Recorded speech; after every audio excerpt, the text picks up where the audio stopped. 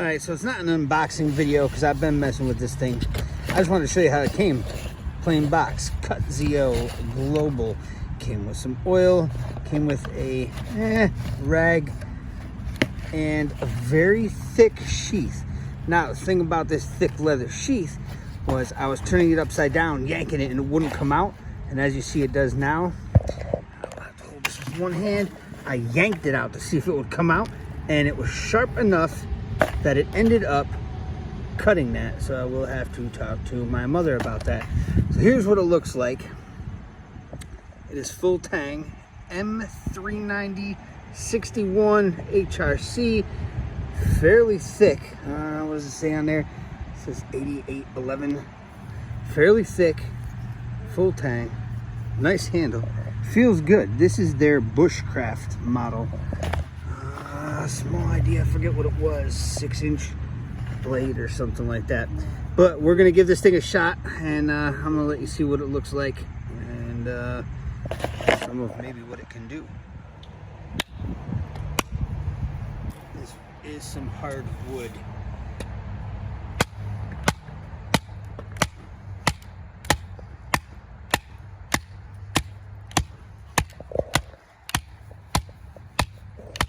Pounding that thing into the ground. Hold on one second, let's move over there.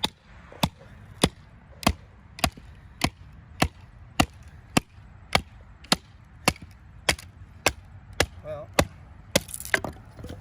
good enough for me on that one.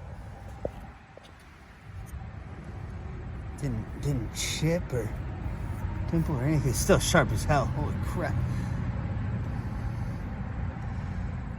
Alright, we'll try to do a little feather sticking. Got the Midwest Survivor on there. Sharp, huh? Yeah. The thing is pretty sharp.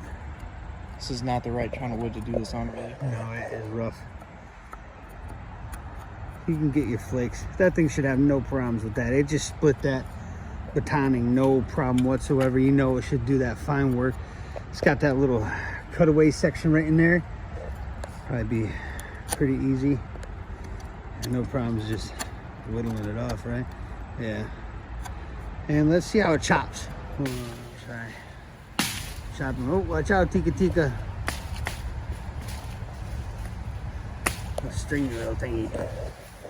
Look at that branch right here. See if it flops and chops.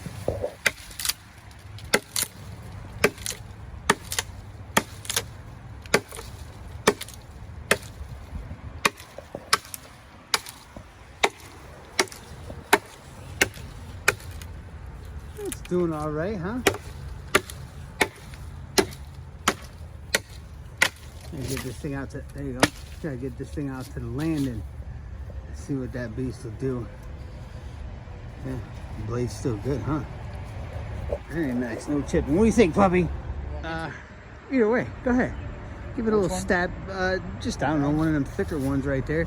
So what we're gonna do here on this one, whoops, get piss poor video. Go ahead, you're all right.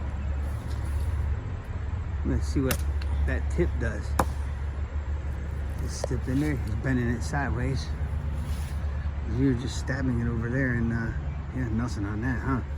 That tip is good still.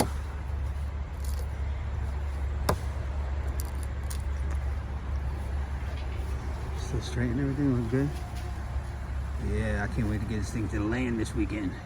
Okay, so far, this thing has been doing a decent job. Banged it around a little bit, stabbed it into things. See if I can get that still nice and straight right there. It's not folding at all. There's no like chips or anything in there. It really just seems to be doing okay. Gotta take that off. I take them off on everything since I'm going to be using it a lot more in the next couple days. It does give you the option if you want to put paracord in it or something like that. But I was going to talk about this thing just for a second as far as a defensive weapon, right? Why not?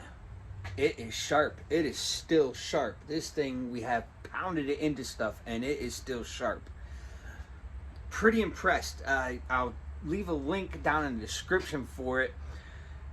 I think it was under $40. And I think it took about a week to get to me, something like that. So for the price, if you had to, yeah, it's giving you that little reach. You can see out with the fingertip, not quite right? But it still has a little bit of length. It's got some heft to it. It is full tang.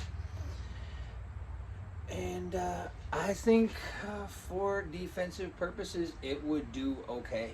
You know, it's obviously not much of a stabber, right?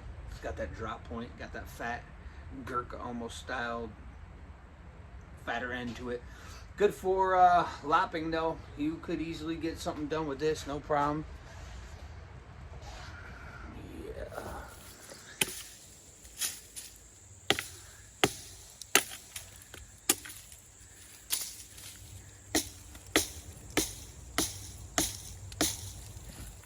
Stuff is still pretty green.